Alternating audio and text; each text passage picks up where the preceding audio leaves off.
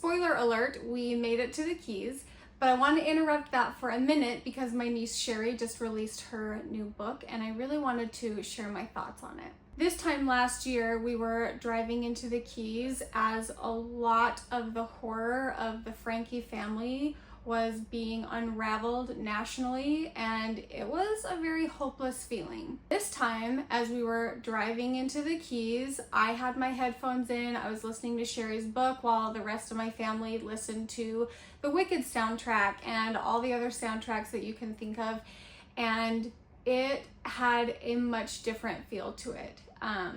It felt much more hopeful. I was very unsure how I was going to feel as I was reading her book, and it was a hard read. It was terrible reliving. It was terrible learning. It was, I just felt so bad for her as I was reading the book, but I also was so incredibly proud of her. The book is phenomenal. It is so well written. I couldn't be more proud of her if I tried. For her to say that she has not had a voice, that she has not been able to say how she thinks, how she feels, and to never be heard, and then to hear her writing this book, it was very empowering, and I was so grateful that she now feels that she has a voice and a platform and a place to say how she feels. And I hope everybody reads it and supports her and buys her book. Not only did I feel like she displayed so much hope for her herself, but as I was reading it and thinking how strong of a person I think Shari is as an individual, I know that every single Frankie kid displays those same characteristics of strength. And so for me, it gave me a lot of closure in knowing they are going to be okay. I know that they will have scars that they will all carry with them for their entire lives, but if they even have a little bit of the resilience that Shari is showing, which I know for a fact that they do, it felt very hopeful knowing that they're going to be okay and that things are going to be okay for them. So as heavy as it was to read Shari's book, it still had this very uplifting feeling to the book. And I just want to say to Shari and all 6 of the Frankie kids truly how much I love you, I support you, and that I just want the absolute world for you. And I can't say that without saying the same thing to Kevin. Kevin has been a part of my life for a very long time. And Shari was not easy on him in the book, and I feel rightfully so. I think that if you were to ask Kevin himself, I think he would feel the same way. I think, how could you not regret not standing up a little bit more? And I did make a video about that, and I still stand by that, but I want to change my tone to that a little bit and to also tell Kevin how much I love him. It would be impossible for him not to have learned from the situation. All of us have, and I think he's going to do really well.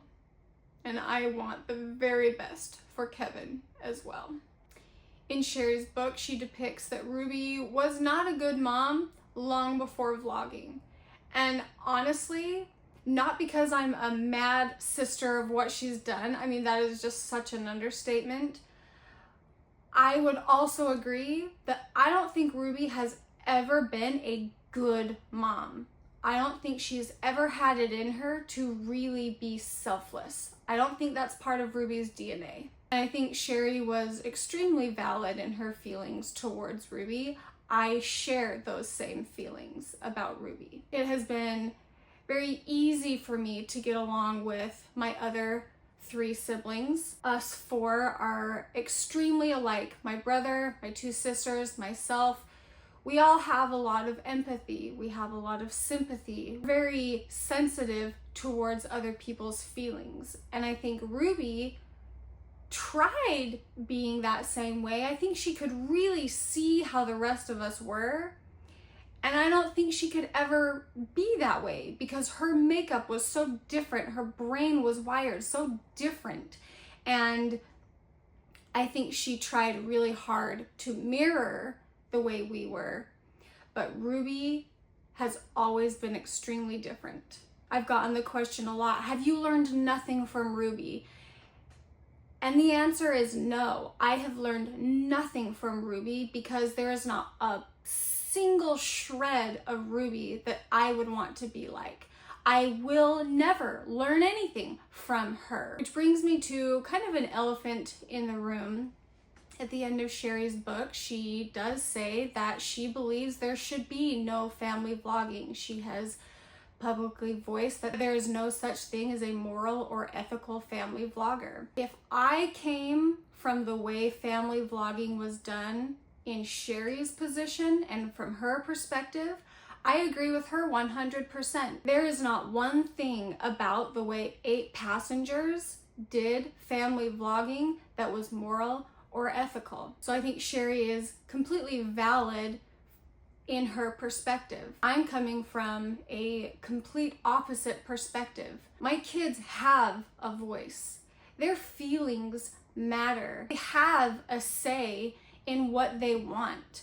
They are paid not with vacations, not with clothes or other things like that. They are employees, they get W-2s, and they have a retirement that is growing in the stock market as we speak. And when they turn 18, my name will not be on their accounts. Concept of us continuing to do family vlogging after Shari has made her stance about not believing in family vloggers is not one that we took lightly. It was not something that we brushed off of our shoulders. The first time she made that statement, we sat down as a family. Well, first Joel and I sat down together and we really thought, is what we're doing wrong? Is what we're doing okay?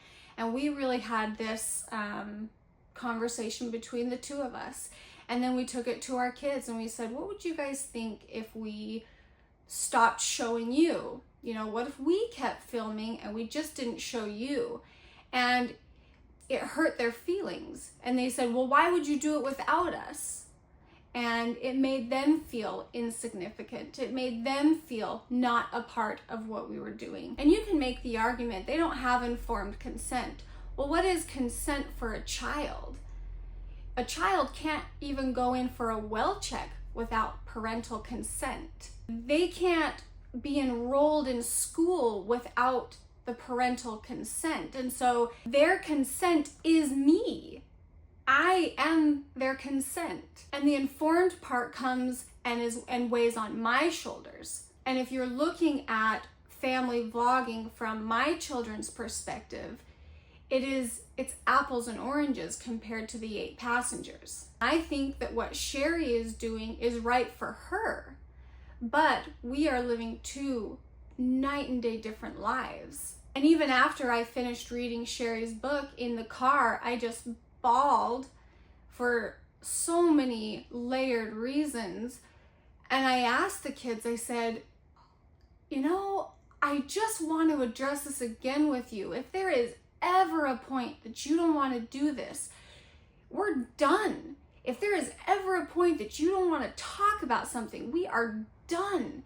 And it's a consensus as a family. We decide together whether we continue to do what we love doing or not. And that is a hard thing. It's a hard thing because my family truly wants one thing. And then there's Shari and her feelings. And I don't want to hurt either. I do believe that we can share a mutual respect for each other and have differences of opinions. As Shari and I both have made it clear, Ruby was who she was long before vlogging came. Vlogging did not make Ruby a child abuser. Family vlogging did not make Ruby a criminal. Ruby did that. Ruby did that. There are corrupt doctors. That doesn't mean all doctors have to go away.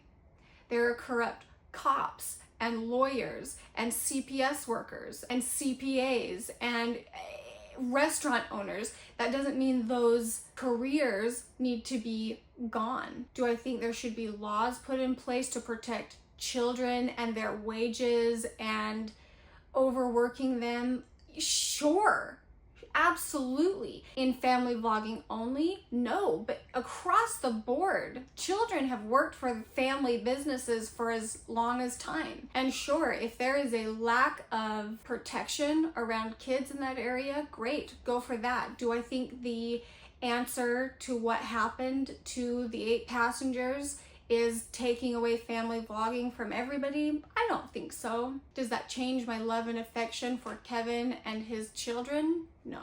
The word generational trauma keeps getting thrown around, and what made Ruby the way she is? Or was this passed down? Where did she learn this behavior from? I had to chuckle in her book when she said that our life revolved around scripture study. And it only makes me laugh because we were not this overly religious family. I would say we were extremely well balanced, but Ruby was not well balanced. Ruby put a lot on her shoulders, all on her own. It was not preached to us to have as many babies as you could, as young as you could. Ruby had that idea in her mind because that's not how I felt. As a family, we didn't start reading the scriptures really, as from what I can remember. Maybe we did when I was young, but it wasn't this hard, fast thing. I remember once I hit junior high and high school, we made an effort during the school year to wake up before school started, and we would read a couple chapters, and then we went on our way. Ruby stayed up at night. She studied the scriptures. She took all the AP classes. She really put all this on herself because I wasn't like that. My sisters weren't like that. My brother wasn't like that. My parents weren't like that. So did our lives revolve around scripture study? No. Ruby's, possibly. Growing up, something that was never violated was our privacy. We never once were threatened with the doors being taken off. We weren't threatened by having our beds taken away. I don't know where these ideas came in for Ruby. I always felt extremely respected by my parents. If I had a concern, I brought it to my parents, and we were very much normal. I remember having screaming matches with my parents. I'd scream at them, they'd scream at me, and in the end, they tried hearing what I had to say. I tried hearing what they had to say. It just felt very normal. I don't ever remember being told, you don't get respect until you get older. I think a lot of these things are isolated with Ruby. There was no abuse. I always felt loved. I always knew my parents loved me more than they disciplined me. So when the word generations of abuse gets thrown around, I do not know what that references. And I honestly think that by their fruits ye shall know them. When I look at my kids, they are happy, they are healthy, they are thriving. And when I look at my parents' kids, with the exception of Ruby, we are happy, we are healthy, we are thriving. This is the worst period in our lives, and I don't think any of us have come out unscathed and unchanged. My brain has been completely altered. I don't think anyone involved, and by involved, it can be being a sibling, being an aunt, down to being just a viewer on the internet of this story, and not be unchanged.